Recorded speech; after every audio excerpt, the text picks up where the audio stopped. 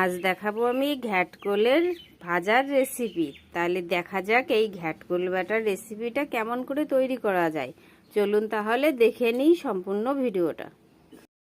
কড়াইতে জল দিয়ে দিয়েছি, ঘ্যাটকোলগুলোকে ঢেলে দেব। এবার এটা সিদ্ধ করে নেব। হয়ে গেছে, এবার এটা জল ভরিয়ে দেব। তেলটা গরম হয়ে গেছে, দিয়ে দিচ্ছি দুটো কালো জিরে, সাদা তেল দিয়েছি, পেঁয়াজ কুচি দিয়ে দেবো, এটা দিয়ে দিলাম। পেঁয়াজ রসুনটা একটু লাল লাল করে ভেজে নেব। দেখা কাঁচা লঙ্কা দেবো। ভেজে নেওয়া হয়ে গেছে, ঢেলে দেবো ঘ্যাটকোলগুলো, একটু ভেজে নেব।